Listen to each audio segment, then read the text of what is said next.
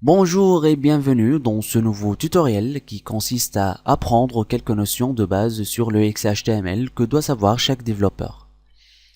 XHTML signifie Extensible Hypertext Markup Language, c'est-à-dire langage de balises hypertexte extensible.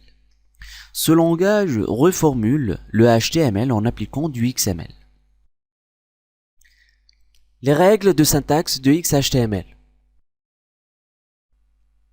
En commençant le développement, 5 règles de syntaxe doivent être prises en considération. Première règle, c'est que chaque balise doit être fermée. Prenons un exemple. Un paragraphe ou une balise P ouvrante doit être fermée.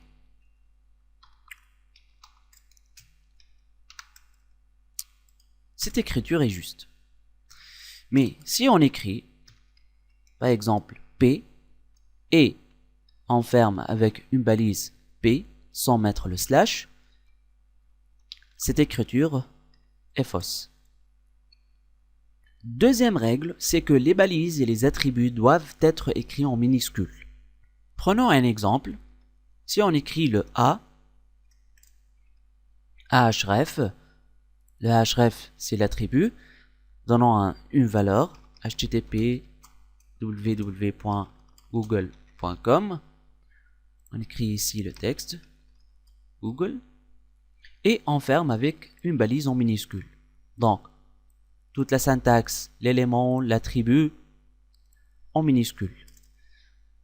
Prenons un autre exemple. Si on écrit l'élément A en majuscule, ou le href, on met le F en majuscule, cette écriture est fausse. Donc, toute la syntaxe doit être en minuscule. Troisième règle, chaque attribut doit être écrit entre guillemets ou apostrophes. Prenons un exemple. img src est égal, et on met la source de l'image, exemple 1.jpg. Ici, on a écrit la valeur entre guillemets. On peut écrire par exemple width, la largeur de l'image, entre apostrophes, et on met la largeur. Cette écriture est juste, mais si on écrit img sans écrire les guillemets, on met ici 1.jpg, cette écriture bien sûr est fausse.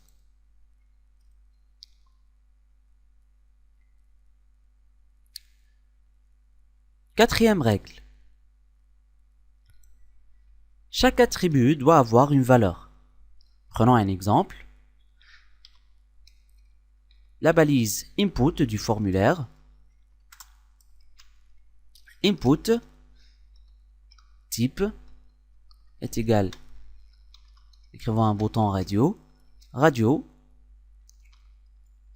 a comme attribut checked est égal à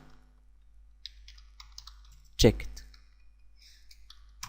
Cette écriture est juste,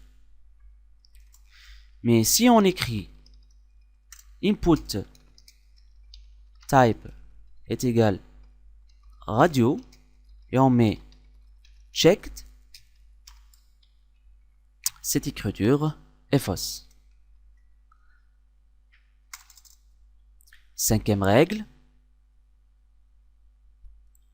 Chaque élément doit être imbriqué correctement. Si on écrit une balise div